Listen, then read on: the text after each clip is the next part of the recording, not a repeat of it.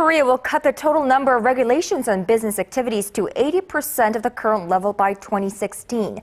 Now, the plan was unveiled during a 7-hour marathon meeting led by President Park Geun-hye on national television, and it translates into the removal of 2,200 regulations and a drop in the total from 15,269 to 13,069.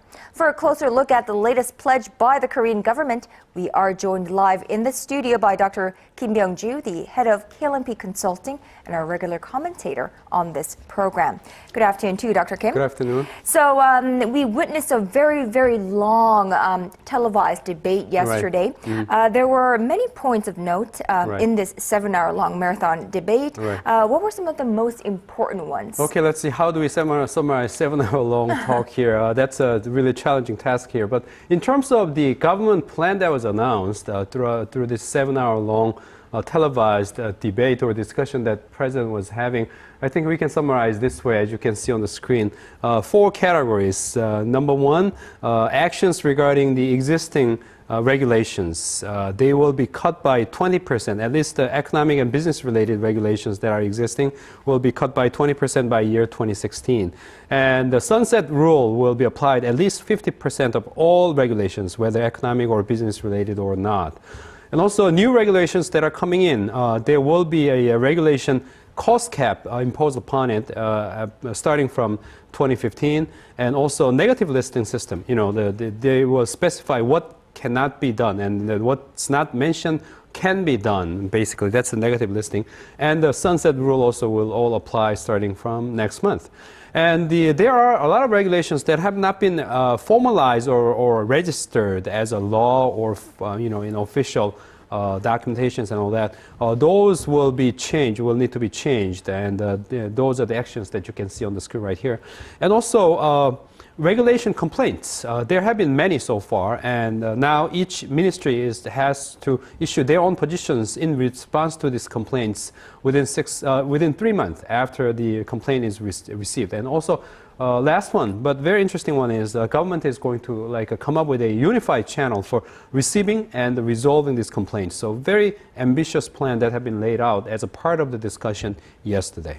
Now, very ambitious and very aggressive, I must say. Why the aggressive deregulation drive now? Why are they speeding up? The thing is, this administration came in this sense of mission for showing economic upswing, and they seem to identify this deregulation drive as a key way to achieve that here. And President has made it very clear.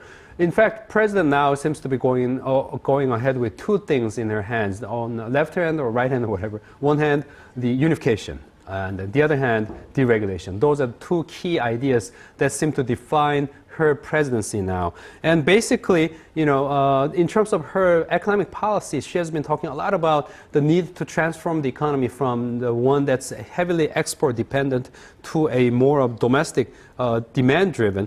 And then the other one is a creative economy. And this deregulation actually have a link to both of those directions. She seems to see that as a starting point where she can show results in both creative economy as well as the domestic-driven economy. So not only that, but also what they call 474 vision for her, 4%.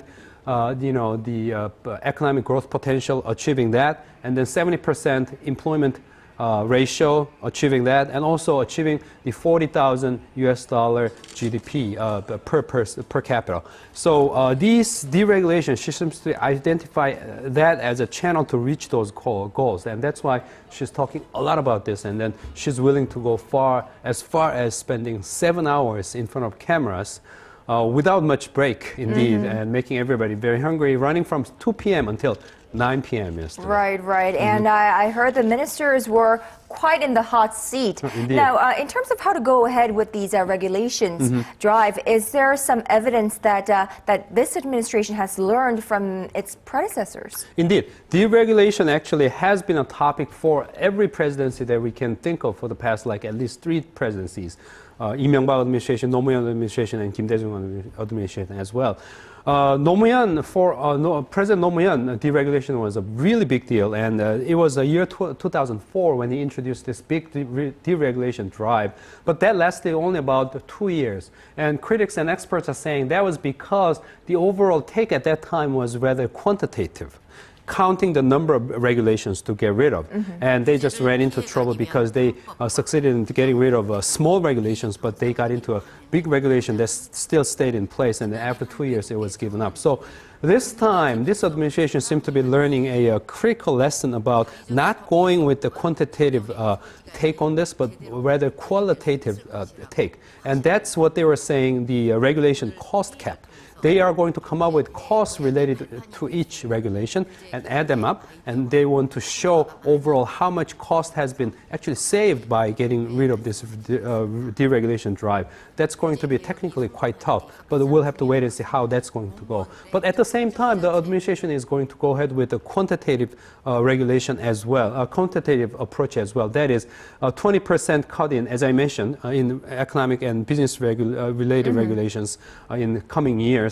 And not only that, currently the presidential office is saying we have about 15,000 different regulations that are on target, and they want to reduce that by about 13, go down that quantity down to 13,000 by year 2017. So both quantitative as well as qualitative drive on both sides that they're driving. Well, I'm no expert, so I don't know about the quality part, but I don't know how this compares with other economies, but 15,000 regulations seem quite a lot to me, and even if it cuts down to 13,000, I think it's quite a lot. That's a major task. Right.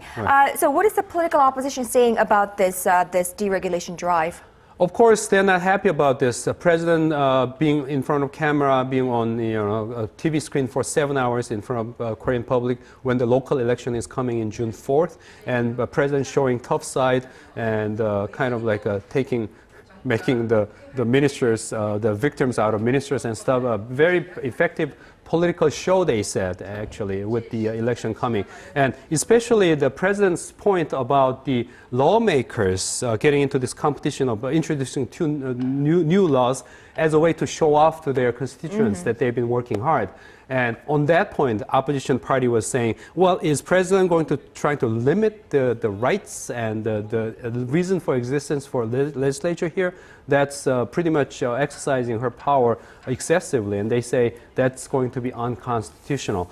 So we'll have to wait and see how the opposition will continue to deal with this challenge on their side, this political challenge here.